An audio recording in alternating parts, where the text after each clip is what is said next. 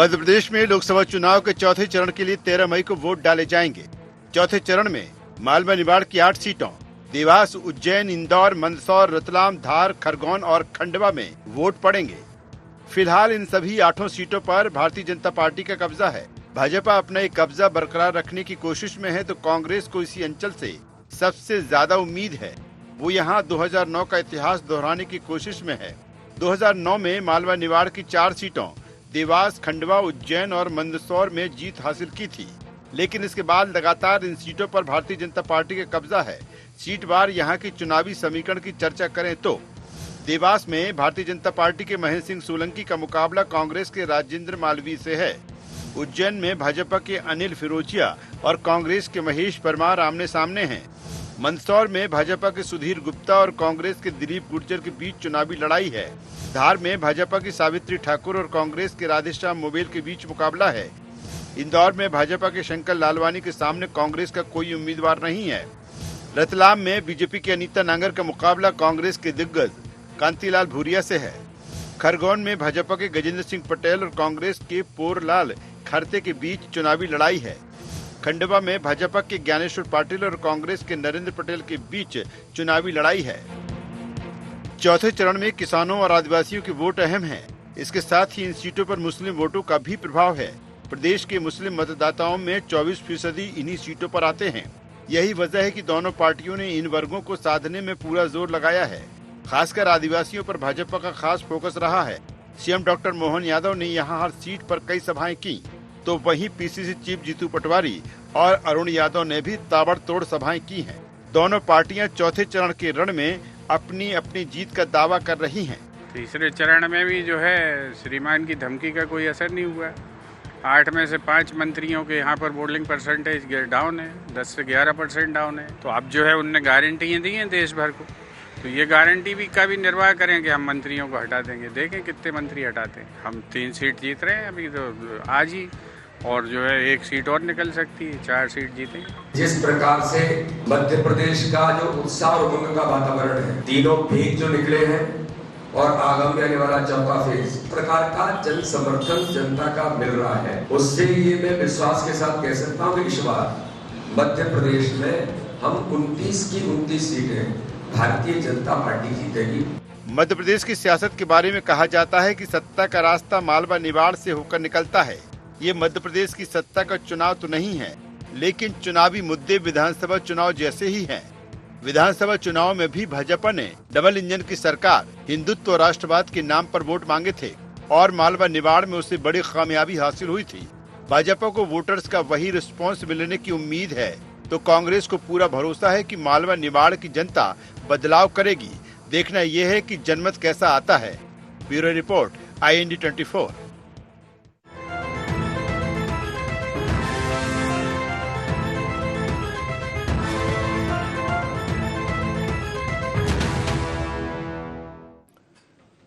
नमस्कार, IND agenda Malwa Nimar की महाभारत में आपका स्वागत है। मैं हूं आपके साथ नवीन पुरोहित।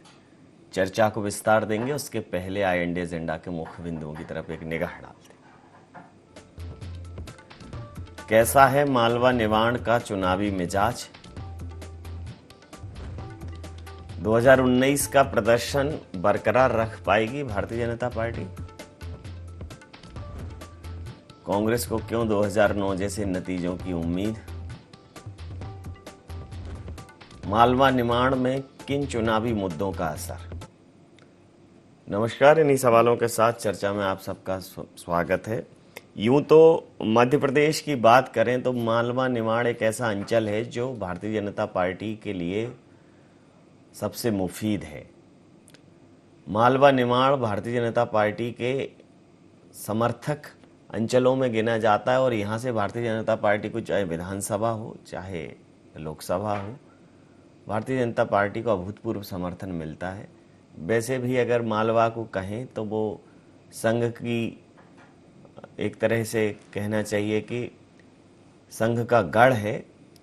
इस बार एक नैराश्य जरूर है कि मालवा में पहली बार ऐसा हुआ जहां भारतीय जनता पार्टी मजबूत है, संघ की बहुत मजबूत पकड़ है, बावजूद इसके एक सीट पर जो कांग्रेस के प्रत्याशी ने नामांकन वापस लिया और उसमें भारतीय जनता पार्टी ने अपनी सहभागिता दिखाई। ठीक है, नामांकन वापस लेना था तो नामांकन वापस ले लेते, लेकिन भारतीय जनता पार्टी अगर उससे सरोकार नहीं रखती तो एक बहुत अच्छा संदेश जाता। लेकिन इस बार के चुनाव कई मामलों में अलग हैं। जहां Bharatiya Janata party clean sweep की बात कर रही है, तो मध्य भारत में और उत्तर भारत में जहां भारतीय जनता पार्टी ने कमोबेश पिछले चुनावों में एक तरह से क्लीन स्वीप ही किया था, अगर वो पिछले चुनावों का परफॉर्मेंस भी बरकरार रख पाए तो भारतीय जनता पार्टी के लिए यह भी एक उपलब्धि होगी। कांग्रेस के पास, जैसा कि कहते हैं कि खोने के लिए कुछ नहीं है, तो कांग्रेस जो भी करेगी बेहतर करेगी। हालांकि कांग्रेस में भगदड़ के माहौल में निश्चित रूप से जो मतदाता है उसने जरूर भ्रम में रखा होगा कि अगर कांग्रेस को मतदान करके फायदा क्या है, कि कांग्रेस का जो कैंडिडेट है वो कब तक कांग्रेस में रहेगा, इसका भरोसा नहीं है। तो अब मालवा चुनाव के रण में बाकी जो 3 चरणों में चुनाव हुए उसका भी विश्लेषण करेंगे। हमारे साथ चर्चा में शामिल हैं अमित शर्मा जी, प्रवक्ता हैं मध्य प्रदेश कांग्रेस के, वंदना Tripathi ji, media वार्ताकार, media panelist Madhya Pradesh Bharatiya Janata party की, धर्मेंद्र पैगवार जी, वरिष्ठ पत्रकार हमारे साथ हैं। आप समस्त महानुभावों का बहुत बहुत स्वागत है।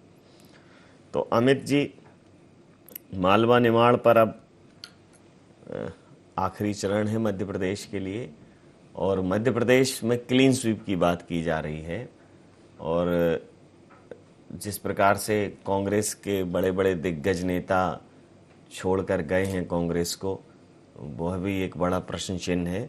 साथ में ही मालवा में एक नई पॉलिटिकल उथल पुथल हुई कि पहली बार ऐसा है कि कैंडिडेट ने अपना पर्चा वापस ले लिया हो, नामांकन वापस ले लिया हो। इतने सब फैक्टर होने के बाद भी आपको क्या लगता है कि मध्य प्रदेश में कैसे कौन कौन से अंचल हैं जहां से आप उम्मीद रख सकते हैं, ईमानदार उम्मीद? देखिए नवीन जी, चुनाव की शुरुआत होती है, भारतीय जनता पार्टी सबसे पहला ये प्रचार करने का प्रयास करती है और करा भी कि कांग्रेस को कैंडिडेट नहीं मिल रहे, लेकिन कांग्रेस को कैंडिडेट मिले, चुनाव लोग लड़े। फिर भारतीय जनता पार्टी ने कहा हर बूथ पर 370 और बढ़ा के पार कराएंगे। बीडी शर्मा जी का बयान आता है। तो जब चुनाव का पहला चरण आता है, दूसरा चरण आता है, तो जो 2019 और 2014 का मुकाबला होता है हम उस सगे से भी पीछे खिसकते हैं। तो भारतीय जनता पार्टी ने 370 बूथ पर 370 वोटों को बढ़ाने की बात करी थी, वो भी घातक हुई। फिर भारतीय जनता पार्टी ने शुरू से नारा दिया हम 400 पार होंगे। अब एक भी भारतीय जनता पार्टी का नेता नहीं बोल रहा कि हम 400 पार होंगे। मैं कहना चाहता हूं, कांग्रेस मालवा की वो धरती है जो हमेशा, चाहे दिग्विजय सिंह जी की सरकार बनी हो या हमेशा कभी भी 2009 का हम देख ले तो 4 seat member of parliament Congress के मालवा क्षेत्र से आए थे। निसंदेह जागरूक मतदाता हैं मध्य प्रदेश के, और खासकर चूंकि व्यवसायिक भी और किसानी संपन्नता अगर कहीं है तो वो मालवा क्षेत्र में मैं समझता हूं कि मध्य प्रदेश के और अंचल से बेहतर है। अब हाल ही में इंदौर में एक प्रकरण हुआ, जो इंदौर की ताई हैं, भारतीय जनता पार्टी की वरिष्ठ नेता है, उन्होंने अपनी नाराजगी भी व्यक्त की और बयान भी जारी किया। आज इंदौर वो शहर है जो अपने आप स्वयं अपनी इच्छा शक्ति से कार्य करता है, चाहे स्वच्छता में नंबर 1 हो, 18 महीने में कमलनाथ जी की सरकार रही हो तो भी नंबर 1 रहा, या पहले भारतीय जनता पार्टी की। ये श्रेय जनता का है। आज नवीन जी आप देखिएगा कि जिस तरीके से कैलाश विजयवर्गीय जो पूरी टीम की निंदा भारतीय जनता पार्टी की सरकार की है इंदौर की पब्लिक ने, मैं आपके चैनल्स के माध्यम से दावा करके कहता हूं कि 5 लाख से ऊपर वोट नोटा को पड़ने जा रहा है, जिससे ये पता होगा कोई भी राजनीतिक दल को और खासकर भारतीय जनता पार्टी को कि लोकतंत्र में विपक्ष भी उतना मजबूत होना चाहिए जितनी सत्ता। तो निसंदेह 2009 से और बेहतर हमें विश्वास है कि हम 2024 में 2009 को भी दोहराएंगे और उससे बेहतर करेंगे। जी, वंदना त्रिपाठी जी, जिस प्रकार से क्लीन स्वीप की बात कर रहे हैं, हालांकि वो तो सिर्फ पिछले अगर चुनाव परिणामों की बात करें तो उसमें सिर्फ और सिर्फ छिंदवाड़ा था, और इस बार जिस प्रकार से राजनीतिक पंडित बात कर रहे हैं वो यह है कि हो सकता है कि आप 28 से और 1-2 पायदान नीचे उतर आए। क्लीन स्वीप में और पीछे आने में फ़र्क है। आपको क्या लगता है कि मालवा निमाड़ का जो अब रण बचा है उसमें भारतीय जनता पार्टी को क्या रिस्पॉन्स मिलने वाला है? जी नमस्कार नवीन जी, बाकी पैनल को भी नमस्कार। सबसे पहले तो मैं मेरे भाई अमित जी से पूछना चाहती हूं कि जब भी कांग्रेस के बारे में प्रश्न पूछा जाता है तो आप भाजपा की बात क्यों करने लगते हैं? क्या आपकी पार्टी के पास कोई एजेंडे नहीं बचे? दूसरी चीज ये कि किसने कहा आपसे कि हम नहीं कहते कि 400 पार? मैं भारतीय जनता पार्टी की कार्यकर्ता कह रही हूं, अब की बार 400 पार और मध्य प्रदेश में 29 की 29 सीटें हम जीतेंगे और क्लीन स्वीप करके रहेंगे। रही बात कांग्रेस पार्टी की, तो कांग्रेस पार्टी लोकतंत्र की हत्या किस प्रकार से करने में लगी हुई है, इसका सबसे बड़ा जीता जागता एग्जाम्पल है इंदौर में जो ये नोटा का समर्थन कर रहे हैं। जनता जो कि ये नहीं जानती है, कुछ लोग जानते होंगे कुछ नहीं भी जानते होंगे, उन्हें मैं स्पष्ट कर दूं कि जब चुनाव होता है और जब वोटिंग होती है तो नोटा अगर प्रथम स्थान पर आता है, कोई प्रत्याशी द्वितीय स्थान पर आता है और कोई तीसरे तृतीय स्थान पर आता है, और अगर नोटा को सबसे ज्यादा वोट पड़ते हैं तो द्वितीय स्थान के प्रत्याशी को हारा हुआ माना जाता है और तृतीय स्थान के प्रत्याशी को विजयी माना जाता है। तो ये पूर्णतः डेमोक्रेसी की हत्या है और इतनी बुरी स्थिति आ गई है कांग्रेस पार्टी की कि आज नोटा का समर्थन करना पड़ रहा है। इनकी पार्टी के अभी थोड़ी देर पहले इनकी पार्टी के वरिष्ठ नेता कांतिलाल भूरिया जी एक मंच से कह रहे हैं कि अगर हमारी पार्टी की सरकार आई तो जिनकी 2 पत्नियां होंगी उनको 1-1 लाख रुपए दिए जाएंगे। तो ये 2 पत्नियों वाला सिस्टम हिंदू मैरिज एक्ट में तो नहीं है। पीछे से जीतू पटवारी जी उनका समर्थन करते हुए दिखाई दे रहे हैं। तो ये तुष्टीकरण की जो राजनीति करते हैं ये लोग, और उसके बाद लोकतंत्र की हत्या करने की बात करते हैं। कहीं सैम पित्रोदा जी विदेशी धरा पर बैठ के भारतीयों के विषय में बताते हैं कि कोई अफ्रीकन दिखता है, कोई चाइनीज दिखता है। आखिर चाहते क्या हैं आप? अखंड भारत में रहकर जिस देश में आप रह रहे हैं उस देश को ही आप बार बार उस देश के साथ गद्दारी करने का काम करते हैं, नोटा का समर्थन करते हैं। आपकी पार्टी के नेता तुष्टीकरण की बात करती है। रही बात अगर हम इंदौर की बात करें तो देखिए, इंदौर में आपके प्रत्याशी जो थे अक्षय बम जी, वो अपनी स्वेच्छा से भारतीय जनता पार्टी में आए। उन्होंने अपना नामांकन खुद वापस लिया है। देखिए, आज हम एक लोकतांत्रिक देश में रह रहे हैं, हर किसी को ये फ्रीडम है कि वो जिस पार्टी के साथ जाना चाहे, जो करना चाहे वो कर सकता है। तो इसमें आप ये नहीं कह सकते कि हमने उन पर दबाव डाला। आपकी पार्टी में तो जीतू पटवारी जी के आने के बाद लाखों कार्यकर्ताओं ने पलायन किया है। तो आप उसका खुद चिंतन और मंथन करिए कि आखिर आपके जीतू पटवारी जी इतने बड़े फेलियर क्यों साबित हो रहे हैं एक लीडर के रूप में। कभी वो महिलाओं में चाशनी ढूंढने की बात करते हैं, कभी बलात्कार की पीड़िता की पहचान उजागर करते हैं। आज फिर से कांति देव जी ने कह दिया कि तुष्टीकरण के बारे में कह दिया कि 2 पत्नियों का सिस्टम भारत में नहीं है माननीय। तो ये सब चीजों का स्पष्टीकरण दीजिए। और रही बात मालवा निमाड़ की, तो देखिए, मालवा निमाड़ में भारतीय जनता पार्टी का मालवा निमाड़ हमेशा से गढ़ रहा है। मालवा निमाड़ की समस्त सीटों पर भारतीय जनता पार्टी जीतेगी। इनके कुछ सीटों के बारे में भी मैं बता देती हूं। उज्जैन में आपने देखा इनके पास प्रत्याशी नहीं है। अगर ये इतने ही लोकतंत्र के रक्षक हैं तो जो कोई निर्दलीय प्रत्याशी लड़ रहा है उसको समर्थन दे दे। देवास में, उज्जैन में इनके प्रत्याशी प्रचार नहीं कर रहे। मैं प्रतिक्रिया ले ले। धर्मेंद्र पेगवार साहब, देखिए 3 चरणों के चुनाव हो गए, मध्य प्रदेश में 4था चरण है। मालवा और जो निमाड़ अंचल, हालांकि मालवा और निमाड़ भारतीय जनता पार्टी का गढ़ रहा है, लेकिन इसी मालवा में, इंदौर में जो पिछली बार लाखों मतों से जीते थे, सर्वाधिक मतों से जीते थे शंकर लालवानी, अब इस बार ऐसा ही कर दिया कि जय जय शिव शंकर कांटल लगे ना कंकर। उन्होंने तो कैंडिडेट के नाम का ही प्याला पी लिया। तो जब इतने जीते थे तो ठीक है भाई, थोड़ा सा शांत स्वभाव से उन्हें चुनाव तो लड़ना था। उससे कोई बहुत अच्छा मैसेज नहीं गया। भारतीय जनता पार्टी के अंदर ही थोड़े नाराजगी भरे स्वर फूटे। जो नीति और चाल चरित्र की बात करते हैं, स्वच्छता की राजनीति की बात करते हैं, ऐसे कई वरिष्ठ नेता नाराज रहे। तो आपसे एक बार समग्र प्रतिक्रिया लेना चाहता हूं कि क्लीन स्वीप की बात कर रही है भारतीय जनता पार्टी, और इधर अगर कांग्रेस 3-4 सीटें निकाल लेती है तो हारे को हरी नाम जीतू पटवारी के लिए तो इससे बेहतर कुछ होगा नहीं। क्या कहें? निश्चित तौर पर मालवा निमाड़ इसलिए भी महत्वपूर्ण है कि मालवा के मुख्यमंत्री हैं। ये बात हम लोग भूल रहे हैं कि उज्जैन से मुख्यमंत्री हैं। उज्जैन, इंदौर, धार, देवास, शाजापुर, इन सब सीटों पर चुनाव है। भारतीय जनता पार्टी अभी इन जो मालवा निमाड़ की सीटें हैं उन पर बहुत कंफर्टेबल है। और मुझे लगता है कि मध्य प्रदेश में क्लीन स्वीप की जो बात हो रही है, हर राजनीतिक दल ये दावा करता है कि वो क्लीन स्वीप करेगा या ज़्यादा से ज़्यादा सीटें जीतेगा, लेकिन मुझे कहीं ना कहीं एक over confidence Bharatiya Janata party के नेताओं में दिखाई दे रहा है। मैं आपके चैनल के माध्यम से एक बात और बताना चाहता हूँ। जो पहले दौर में मत प्रतिशत गिरा उसका कारण क्या था? उसका कारण ये था कि आपने अति आत्मविश्वास के चक्कर में इतने अननोन चेहरे, इतने अनाम चेहरे उतार दिए थे कि जनता उनको वोट डालने नहीं जा रही थी, जनता में उत्साह नहीं था। इसलिए अमित शाह जी को मध्य प्रदेश आना पड़ा, विधायकों को चेतावनी देना पड़ी, मंत्रियों को धमकाना पड़ा कि आप लोग अपने अपनी सीटों पर मत प्रतिशत बढ़ाइए।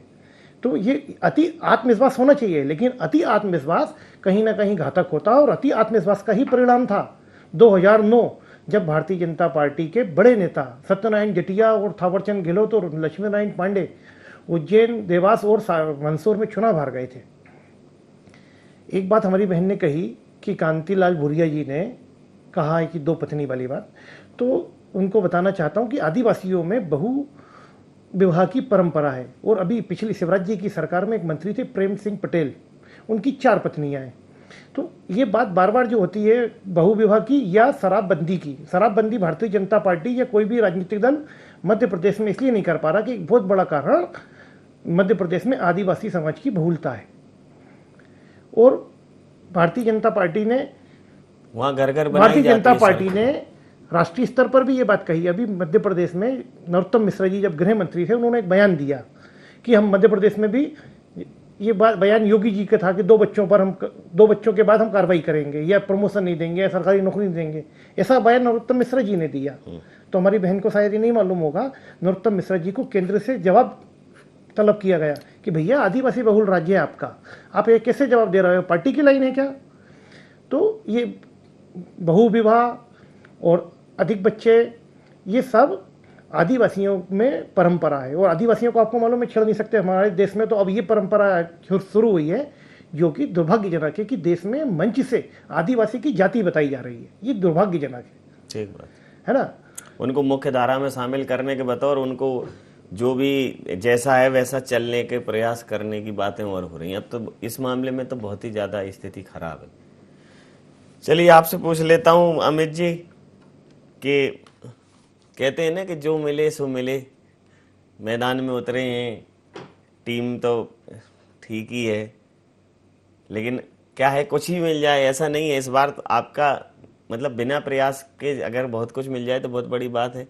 ऐसा नहीं है कि न खुदा ही मिला, न विशाल सनम, न इधर के रहे न उधर के रहे, वैसा नहीं है। इस बार आपको जो राजनीतिक पंडित हैं वो अनुमान लगा रहे हैं कि भारतीय जनता पार्टी अपने अति आत्मविश्वास से या जो भी फैक्टर हैं उनसे इतना होगा कि 1-2 पायदान नीचे आएगी। तो ऐसा नहीं है क्लीन स्वीप वाली बात तो होगी नहीं। नवीन जी, कांग्रेस आत्मविश्वास से और भारतीय जनता पार्टी इस बार का लोकसभा 400 पार के नारे के साथ अति आत्मविश्वास पे चुनाव लड़ रही है। ये भूल गए कि हमेशा 2009 को भी दोहराया है कांग्रेस पार्टी ने और मध्य प्रदेश ने, और 2000 हमने 14 भी शिकस्त खाई है, हमने 19 भी देखा है। मैं ये बताना चाहता हूं, अभी मेरी बहन कांतिलाल भूरिया जी के बयान पर विश्लेषण कर रही थी। हालांकि वरिष्ठ पत्रकार धर्मेंद्र जी ने बताया एक्ट, आदिवासी एक्ट और आदिवासी धर्म संसद का मामला एक अलग है। दूसरी बात, मेरी बहन ने महिलाओं पर उस बयान पर क्या चिंता करी। मैं पूछना चाहता हूं, मोदी जी पीठ थपथपा के आए थे कर्नाटक में रेवन्ना रेड्डी को, जिसकी 3000 सीढ़ियां तो अभी शुरुआती दौर में पता चली है कि जो भारतीय जनता पार्टी नारी शक्ति की बात करती है वो तार वहां लोकसभा के सांसद ने वहां कर दी और भाग के जर्मनी भाग गया। तो मैं कहना चाहता हूं, एक भी भारतीय जनता पार्टी का प्रवक्ता पल्ला झाड़ रहा है कि हम तो समर्थन में थे। पहले कर्नाटक में सारे समर्थन और पीठ ठोकने का काम देवेगौड़ा के परिवार के साथ मोदी जी की गारंटी तय कराए।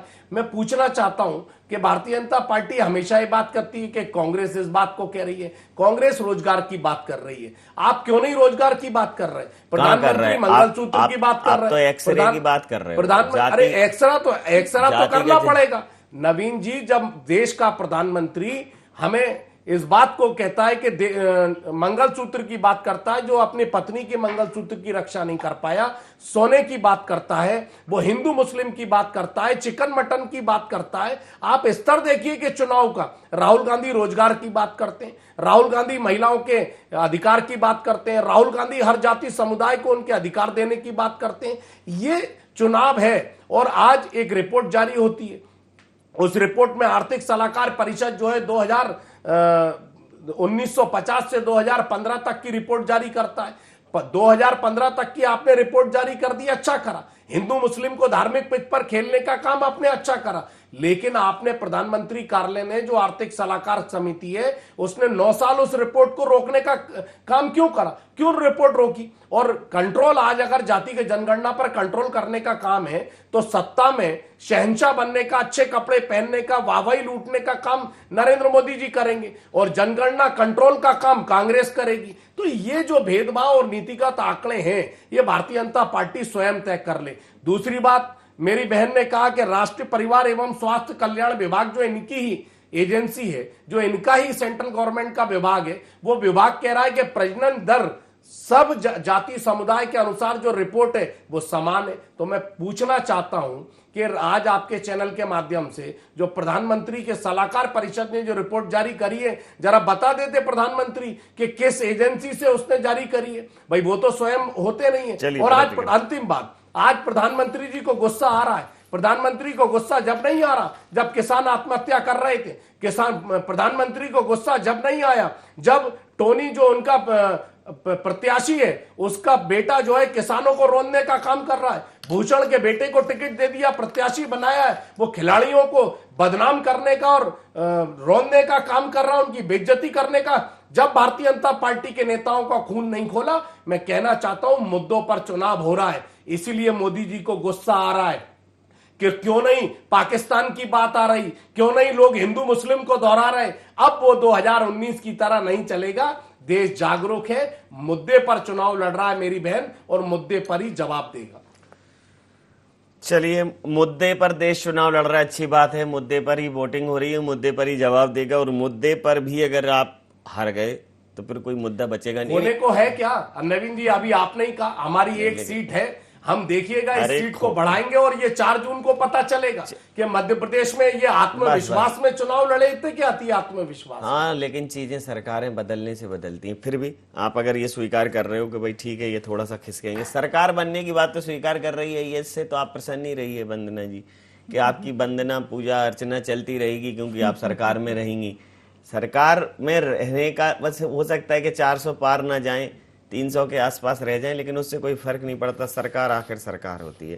कांग्रेस ही एकमात्र ऐसी सरकार है जो सरकार में रहते हुए सरकार नहीं बचा पाई। ये भी रिकॉर्ड कांग्रेस का ही नाम है। और ये भी रिकॉर्ड भारतीय जनता पार्टी के 10 साल में है नवीन जी के 504 विधायक नवीन और जी, सांसद इनकी बात पर ये तोड़कर चले गए। भारतीय जनता पार्टी ने खरीदने का काम किया। नवीन जी, इनकी बात पर और अपने वरिष्ठ पत्रकार जी, मैं उनका बहुत सम्मान करती हूँ। मैं आपको बता दूं कि मैं शहडोल से आती हूँ और मैंने जन्म लिया है एक आदिवासी बाहुल क्षेत्र में, वहीं पली बढ़ी, और मुझे आदिवासियों के विषय में जितना ज्ञान है उतना शायद बाकियों के विषय में मुझे नहीं है। लेकिन हिंदू मैरिज एक्ट में कहीं पे भी आदिवासी रूल्स अलग हैं, लेकिन हिंदू मैरिज एक्ट में 2 पत्नियों का कहीं पे भी रूल नहीं है। दूसरी बात, आप खुद ही आपके पार्टी के नेता खुद ही आपके आला कमान का विरोध करते हैं। राहुल गांधी जी खुद सभाओं से कह रहे हैं कि जो परिवार की सबसे वरिष्ठ महिला होगी उसके खाते में 1 लाख रुपए डाले जाएंगे। तो फिर आपके यहाँ के नेता ये क्यों बोलते हैं कि एक पत्नी होगी तो उसको 1-1 लाख रुपए दिए जाएंगे? तो आपके नेताओं में खुद ही सामंजस्य नहीं है और आप मोदी जी पर आ जाते हैं। अरे आप 1 लाख रुपए देंगे, 8,500 देंगे। मेरा विषय मोदी जी को बताइए, मेरा विषय रखने दीजिए अमित जी। आपकी पार्टी के जो राहुल गांधी जी के चाचा, उस्ताद, अंकल, गुरु सैम पित्रोदा जी, हमारी जो संपत्ति है उसके विषय में, उसको बांटने के विषय में कैसे बात कर सकते हैं? कौन है वो क्या मंत्री है? विरासत टैक्स की बात ये कैसे तो आप कर सकते बताइए हैं? वो कौन है? वो ये कैसे कह सकते हैं? आप बताइए आधे वो कौन है? चाइनीज, आधे अरबी, वो होते कौन है ये सब कहने वाले? अगर वो राजीव गांधी जी के राजनीतिक सलाहकार थे, कानूनी सलाहकार थे, अगर वो इतने ज्ञानी व्यक्ति हैं तो अमेरिका में व्हाइट हाउस ने उन्हें अपना सलाहकार क्यों नहीं रखा, जहां 44% लोग, अरे क्या सैम पित्रोदा के 44% मुद्दे पर चुनाव हो रहा है? भाई बहन कार्य, आप बताइए, सैम पित्रोदा क्या चुनाव लड़ रहे हैं? क्या क्षमताएं होती तो उन्हें राजनीतिक सलाहकार रख लिया जाता। रही बात आपकी, आप नारी शक्ति के सम्मान की बात कृपया करके ना करा करें। इतना अभद्र टिप्पणी एक प्रदेश अध्यक्ष दे रहा है कि महिलाओं में चाशनी और रश्न, किसी महिला की चाशनी, आप अपने घर की बहू बेटियों से इस प्रकार की बातें करते हैं? अपने घर की बहू बेटियों से पूछते हैं कि तुम में कितनी रश और चाशनी है? तो पहले अपने प्रधानमंत्री को शर्म नहीं आ रही? 3000 महिलाओं के साथ अत्याचार एक लड़का करता है और आप टिकट देते हो, पीठ ठोक के आते, गारंटी देते, और आज शब्दों पर आपको आलोचना हो रही है। आपको रविंद्र रेड्डी के बारे में जवाब देना चाहिए। आपको रविंद्र रेड्डी के बारे में जवाब देना चाहिए। पूरी भारतीय जनता पार्टी भूषण के बारे में जवाब देना चाहिए। वो टोनी के बारे में जवाब देना चाहिए। जब इतनी नारी समर्थक है तो आपने सिर्फ एक महिला प्रत्याशी क्यों उतारी? महिलाओं का अत्याचार लगातार मध्य प्रदेश में बढ़ रहा है। ऐसा क्यों? एनसीआरबी की रिपोर्ट उठा लीजिए। 4-5 टिकट महिलाओं को दे सकते थे, रिपोर्ट उठा मात्र लीजिए। एक टिकट, वो भी एक नेता पत्नी को। क्या है ये सब? क्यों आपने 4-5 टिकट क्यों नहीं दिए? क्यों काट दी भूषण की टिकट? उसके बेटे को दे क्यों दिया। नहीं दिए भाई? दे आपको दिया। किसने रोका था? क्यों काट दी आपने महिलाओं टिकट? को? इसमें कुछ रखा नहीं है। जी जी बोलिए, एक आधा 1 मिनट और बात कर सकती हैं आप। जी बोलिए। देखिए नवीन जी, जिस तरह की ये लोग बातें करते हैं, देखिए पहले ही अपना स्वतः का आत्मविश्लेषण करें। इनके जो प्रदेश अध्यक्ष हैं उन्होंने रिकॉर्ड्स बनाए हैं, किस किस चीजों के रिकॉर्ड नहीं, वो तो सब सामने है ना? तो ये इनके प्रदेश पटवारी से पूरी भारतीय जनता आप पार्टी बोलने ही नहीं घबरा देते रही है। किसी को। ये कांग्रेस पार्टी की उत्तेजना ही उन्हें ले डूबी है। ये जो आपकी उत्तेजना है ना, उत्तेजित होकर जो आप नारी सम्मान और इस सब चीजों की बात करते हैं, तो देखिए आप एक महिला से कैसे बिहेव कर रहे हैं दिख रहा है। देखिए आपके जीतू पटवारी जी, जीतू पटवारी जी के नेतृत्व में एक प्रत्याशी अपना नामांकन वापस ले लेता है। शर्म आनी चाहिए उन्हें अपनी लीडरशिप पर। रही बात हमारी, शर्म तो अरे जीतू पटवारी जी तो स्वयं कह रहे हैं कि कांग्रेस आ रही है, अंतिम प्रतिक्रिया लेता हूँ। अंतिम जीतू पटवारी जी तो खुद ही हमें जिता रहे हैं, हमारी सरकार बनवा रहे हैं। अब और हमें क्या करने की अंतिम जरूरत है? प्रतिक्रिया के साथ चर्चा समाप्त करूंगा। धर्मेंद्र जी, आप ये देखिए कि इस देश में कांग्रेस कहती है कि मुद्दों पर बात करें, अन्य पॉलिटिकल पार्टीज भी कहती है मुद्दों पर बात करें, लेकिन जब चुनाव आता है तो देखिए न तो कोई स्वास्थ्य पे बात कर रहा है, न कोई शिक्षा पे बात कर रहा है, न कोई रोजगार पर बात कर रहा है। 30 मिनट के भाषणों में, 40 मिनट के भाषणों में अगर कहीं 2-3 मिनट इनका जिक्र हो जाए तो हो जाए, अदरवाइज कोई जातिवाद की बात कर रहा है, कोई स्कैनिंग की बात कर रहा है, कोई 1 लाख रुपए महिलाओं को देंगे, भाई कहाँ से देंगे? इधर एक तरफ फ्रीबीज पे कंट्रोल करने की बात हो रही है, इधर दुनिया की बातें हो रही। तो ये जो चीजें हैं, मुद्दों पर चुनाव हो ही नहीं पा रहा है, मुद्दों से डिरेल हो जाता है और कई बार कांग्रेस सेल्फ गोल कर लेती है। लेकिन इस बार परिस्थितियां निश्चित रूप से ठीक है, भारतीय जनता पार्टी के लिए उतनी दुरूह नहीं है, लेकिन भारतीय जनता पार्टी हो सकता है 400 का आंकड़ा पार न कर पाए। 400 के आंकड़े को अगर भारतीय जनता पार्टी नहीं छू पाती है, अगर कांग्रेस इसे अपनी जीत मान रही है, तो फिर गाले मन बहलाने को ख्याल अच्छा है, क्योंकि आंकड़ा 400 और 300 का नहीं है। आंकड़ा यह है कि सरकार कौन बना रहा है। जो सरकार बनाएगा वो अगले 5 साल रहने वाला है। कांग्रेस यही सोच रही है, देखिए 400 का आंकड़ा पार नहीं कर पाएंगे वो, तो 400 का आंकड़ा पार कर पाएंगे नहीं कर पाएंगे, बहुमत का आंकड़ा पार करेंगे कि नहीं कर पाएंगे, वही बात है सर। तो ये आपकी प्रतिक्रिया चाहूंगा सर। देखिए कई बार संसद में बहस होती थी तो बोलते थे अब की बारी, इसकी बारी, उसकी बारी। तब राजेश पायलट जी अब इस दुनिया में नहीं है, वो कहते थे इसकी बारी उसकी बारी नहीं, जिसके 272 उसकी बारी।